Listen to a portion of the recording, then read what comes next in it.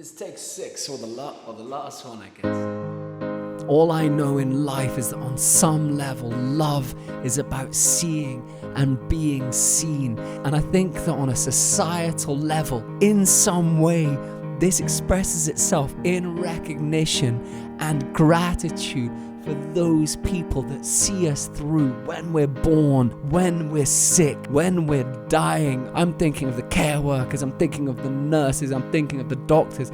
So when I write this song, Light the Load, in this tiniest way, it's because I won't forget. So this is for you guys. Thank you. I'm hoping that you can see strong from Milan to Hong Kong. I know that heaven's on your shoulders for loved ones to grow older.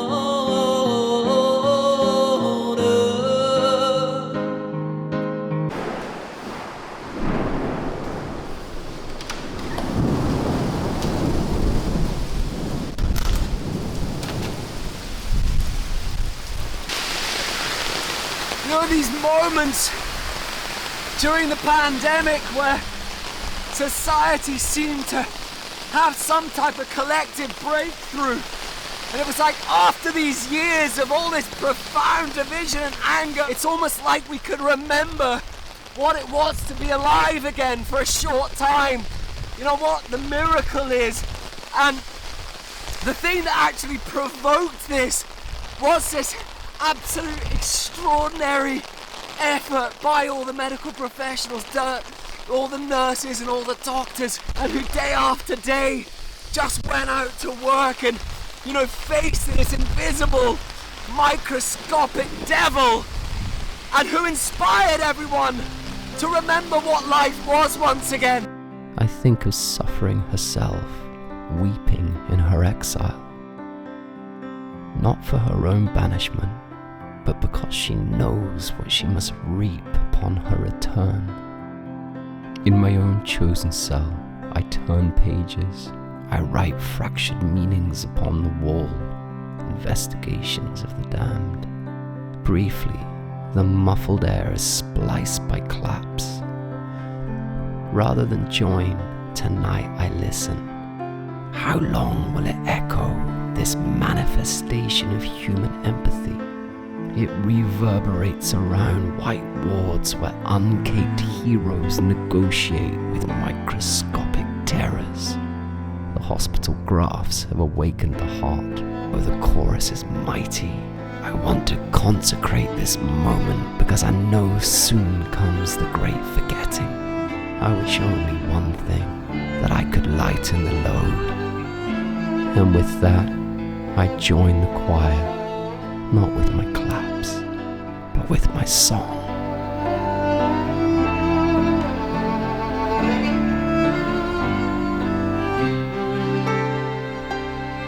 One of the hardest things to grasp for me is that even as you go through all of these things in your life, and you know, sometimes it's a sort of type of hell and an abomination, you know, these different things that we confront along the way. And yet these people go out despite the madness and despite the chaos. And they continue just with vigilance and with love. And I'm sure they've all got their own things like the rest of us, but it just absolutely boggles my mind.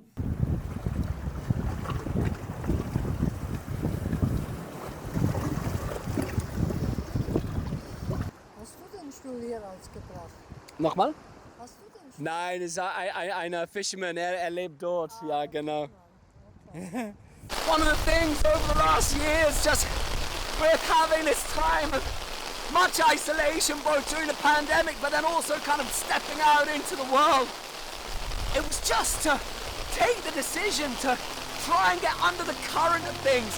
What is the meaning behind things? Because if you take the time and you really look under, that life is always teaching you. And that's why it's one of the reasons it's been so important to me to look back at the pandemic and really think, what were the lessons there? What can we learn? Why do we just forget so quickly? I mean, these All of these ideas are incredible revelations. And when's the sun? All right.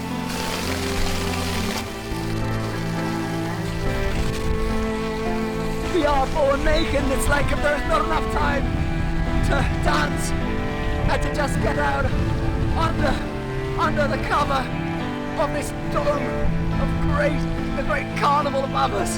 Then what is the point in anything?